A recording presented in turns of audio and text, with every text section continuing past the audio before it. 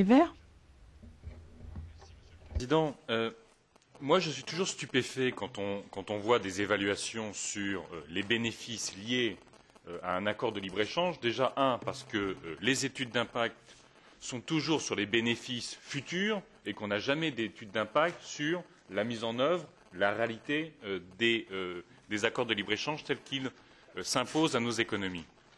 Maintenant, typiquement, moi, dans ma région, je suis élu de l'ouest de la France, on me dit c'est très bien l'accord avec la Corée du Sud, on va pouvoir exporter du cochon.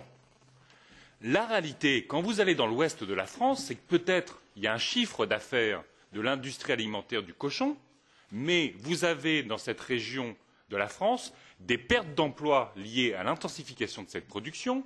Vous avez une partie de la population qui est obligée d'acheter de l'eau en bouteille parce que l'eau des sources est polluée. Vous avez des algues vertes qui remettent en cause l'ensemble du tourisme, notamment sur la région Bretagne, et c'est un secteur économique qui vit aujourd'hui des importations de soja de l'Amérique latine qui participent de la déforestation de l'Amazonie. Et tout ça n'est évidemment pas pris en compte dans les analyses d'impact. Deuxième élément, moi j'entends l'industrie automobile demander la protection. Je ne sais pas de combien on a aidé l'industrie automobile sur les derniers 24 mois. 40 milliards d'euros en Europe? 50 milliards d'euros?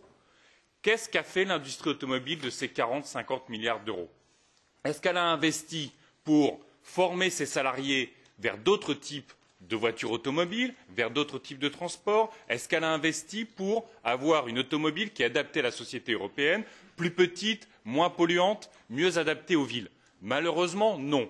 Et là, on se retrouve une nouvelle fois on nous demande de protéger une industrie qui, malheureusement, à l'image de l'industrie automobile américaine, est en train de jouer du conservatisme au niveau européen. Alors oui, pour protéger une industrie automobile qui s'engage à se réformer, à mieux s'adapter à la société et aux besoins planétaires, mais si c'est uniquement pour obtenir des dérogations sur le marché coréen et pour ne pas respecter les nouvelles normes en niveau de CO2, on aura un problème.